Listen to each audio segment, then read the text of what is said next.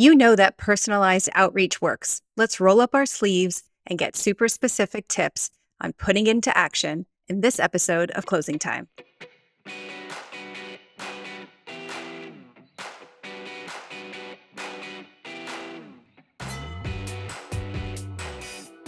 Thanks for tuning into Closing Time, the show for go-to-market leaders. I'm Val Riley, head of content and digital marketing at Insightly CRM. And today I'm joined by Sam McKenna. She is CEO of #Sam Sales Consulting. Welcome to the show, Sam. Thanks, Val. So good to see you. I feel like, you know how Saturday Night Live does the jacket for like multiple time hosts on the show? Where's my crested jacket? I think you are the guest we have had on most frequently. So congratulations on that honor. And it's honestly just because people love hearing your perspective. So again, thank you for joining us. Thanks. That gives me good ammo against Todd Capone. So thanks so much for that. So nearly 2 years ago, we had you on the show. We talked about your approach to personalization, which is called Show Me You Know Me. A lot has changed in that time, but sadly, a lot has not changed. Now, I know you trademarked the term Show Me You Know Me, which I love, but let's talk about what's changed and maybe, unfortunately, what hasn't.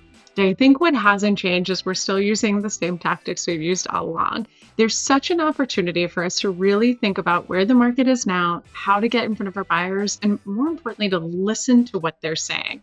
And what they're saying is that they are numb to these scaled and veiled efforts to get their attention, right? That they just want somebody who does the research, that shows up with a point of view, that offers a perspective on how you could actually solve a challenge, not just saying, quick question, here's what we do, want some of it.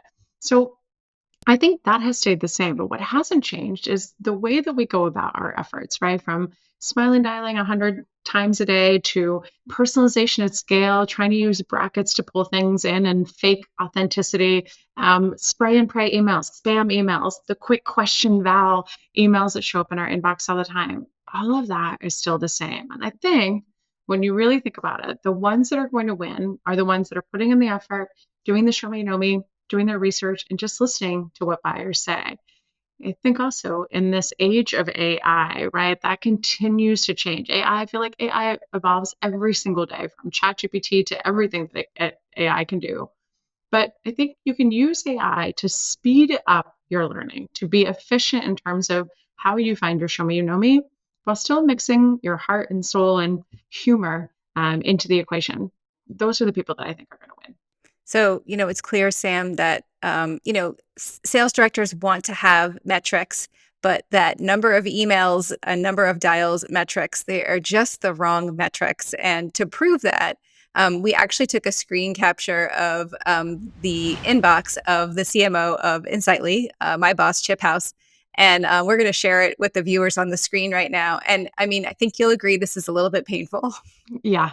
I think when you think about this, like all the spam that comes in, how are we cutting through the noise? What are we doing to actually stand out? And just sending volume, right? Just sending 1,000 emails a day, 500 emails a day isn't going to cut it. You have to think about putting yourself in that buyer's perspective, putting yourself in their shoes, and then thinking, if all of those emails are my competition, what can I do to stand out? I just cannot stand to get another email that tells me, "Hi, my name is blank. I see you are the director of marketing, digital marketing as Insightly." I'm like, I know who I am. I know what I do, and I don't care what your name is. So it's a little rough out there. And you've had Kim on our team on Closing Time, and one of her favorite emails that she got was where it said, "Rumor has it that you are the VP of Strategy and Enablement." And she's like, "Rumor?" She's like, "It's a fact. It's right there on my profile." But also, we can be a little smart about the semantics that we use. For sure, for sure. Okay, so let me know if I get this right. If I'm defining Show Me, You Know Me, in practice is about identifying commonalities, challenges, and maybe even activities that resonate. You want to show someone that you know who your buyers are as people, the companies they are with, and the space they're in. You got it. Is that a pretty good summary?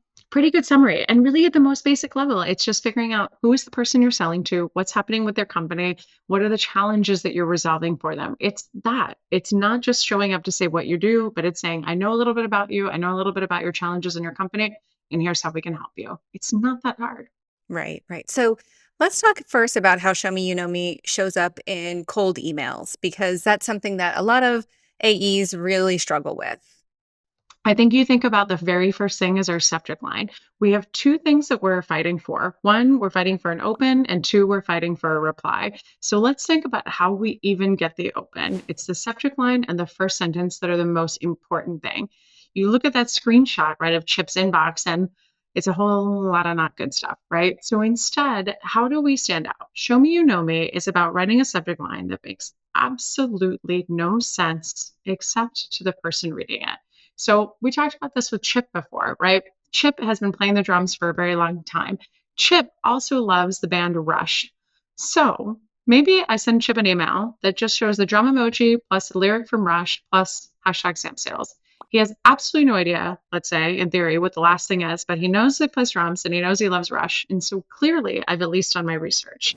It's about writing that subject line, again, that everybody else would read and say, no clue what that is, or say drums and Rush song. Why does it apply?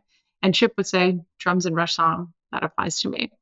Thinking about this too, right? When I tried to reach out to the head of social media, the chief revenue officer of a recently acquired for $3 billion company, the only thing I did was just do a little research. And then I sent him a funky subject line that said, Toby is Australian, plus deep dives in quotes, because he had just referenced doing deep dives in pipeline, plus Sam Sales. I reached out to somebody that was the head of social media for a division at Nike. She talked about her leopard shorts at SoulCycle. I just wrote her a subject line, said leopard shorts plus SoulCycle plus Sam Sales. Both of those emails got a response within the first day. In fact, the CRO responded in 19 minutes and took a meeting. Make an effort, right? Just have a subject line that shows you know that person or knows something about their business or their challenges that stands out to them specifically. That's brilliant. I mean, a 19-minute reply, I don't think anyone's going to argue with that success. Right. Yeah, do that all day long. So let's say you've been through a cadence, right? You sent your super creative, super personalized subject line. You didn't get a response, and so you're going to downshift and move into maybe a nurture cadence. Yeah. Does Show Me You Know Me show up any differently when you're in a nurture cadence, more of an educational mode, or are we still doing the same types of things as we would with a cold email? I think let's think about a couple of things. So, one, if we didn't get a response, I think there's a lot to dissect there too around Show Me You Know Me of why we didn't get a response. But I think the other thing to think about is if we've sent several emails, no response, no opens, no anything, that sends us a message. Perhaps we put them back in a nurture sequence that we run. Perhaps they're already, an MQL that's come through. And so we've got marketing that's doing that. But if, let's say, we have an engaged buyer, let's say we've got somebody who responds and says, love your email, not the right time. We'd be happy to reach out in 6 months or happy to talk to you in 6 months. What do we do with that? Or let's say we have a buyer that's actively working through an RFP or actively looking at us for against two or three other vendors. How do we use Show Me You Know Me to nurture those individuals? So I'd say a few things. Let's think about this. Val, let's say I reach out to you, want to tell you all we have, and you're like, that'd be great. Let's talk in 90 days. And I say, sure. What most sales reps do, right, is they send a little reminder. They'll add a task to their Insightly CRM and they'll say, contact this person, contact Val in 89 days. What we should really do, right, is do that. But then also think about how we can nurture that person. So, how do I continue to educate and add value to the Vals of the world and show her that I've got something really great that I can teach her, help her with, et cetera, and probably advance the speed of the meeting just by her saying, this was really interesting. I'd be happy to meet now. Great. Even thinking about this for existing deals, right? Somebody says we have, let's say, a proposal out, and then let's say a new CRO, CMO, et cetera, comes in, and the organization says we need to wait for this person to evaluate your proposal first. We get introduced. They say, give me a few weeks and to get my arms around the business. How do I nurture that person? How do I continue to educate them and show them that I know what CROs, CMOs, heads of content marketing are thinking about today? And then I think there's the other component of this, right? There's the personal aspect.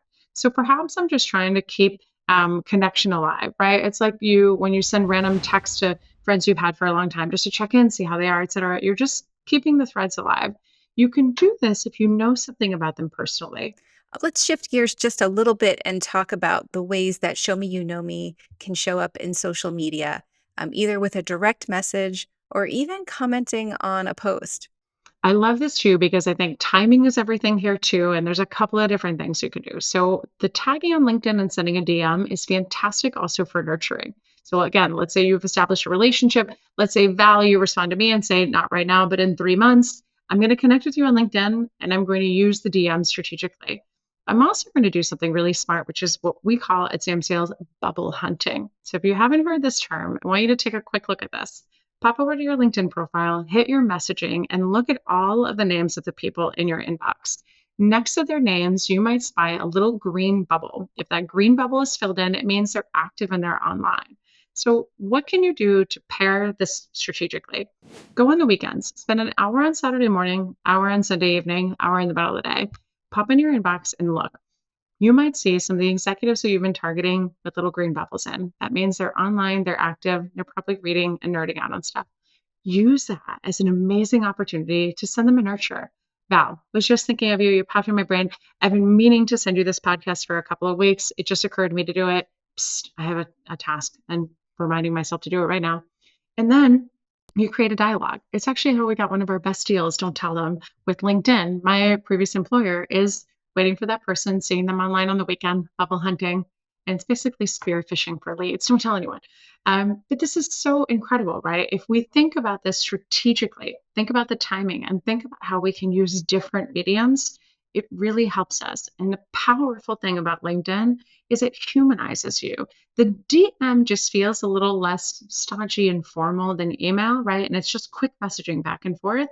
And I think you'll find a lot of success if you start to do that or even tag executives in the comments. Let's say that same person I just talked about, that brand new CRO. Maybe I send him a great email. He says, great food for thought. Thanks. That's it. Right. And then let's say a week later, I say, his name's John.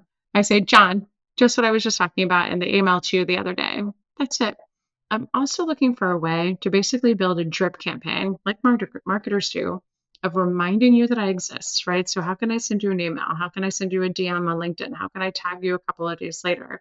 I'm trying to say, don't forget Sam McKenna exists over and over again without hopefully being annoying.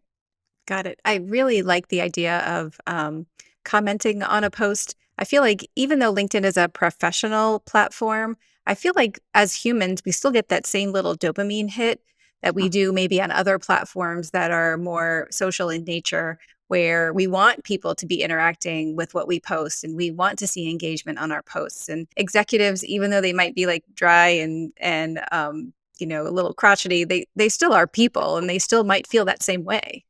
I want you to look at something really, really cool about this too. If you go to any executives, like let's talk VP plus, take a look at those who post. And what I think you're going to find, outside of a few rogue exceptions to the rule, you're going to find that the majority of them have a few dozen or even a few hundred likes on their posts. And yet there are almost no comments on their posts. People are lazy. People don't know what to say. They think a like is enough, right? They get nervous. And I always equate it to this. You have your buyer that is standing on a trade show floor and talking about something, right? Whatever that post is. And then you've got 198 people standing around them that are like, this is great. Thumbs up, the hearts, the whole 9 yards. And then you have 3, 4, 5 people who have gone up and said a comment. And who are those people usually? It's usually people at their company that are trying to kiss up to them and get attention. So you have an incredible opportunity to be like, hello, I've got a point of view. I've got something to say. I'm going to go ahead and comment. I'm going to add something of value. And for everybody who's listening who says, but my buyer's on LinkedIn, maybe, but maybe not. And even if they're not, I bet you the people that report to them or that report to them, people who are key influencers are, what a great opportunity for you to get in front of them and slowly build your way in. Sam, another great episode. Thank you so much for all of these insights into Show Me You Know Me. Really appreciate your time. Thanks, Val. So great to be here. Our pleasure, really. And thanks to all of you for tuning in to Closing Time. Remember, you want to like this video, hit the button for notifications, and subscribe to the channel so you don't miss an episode. We will see you next time.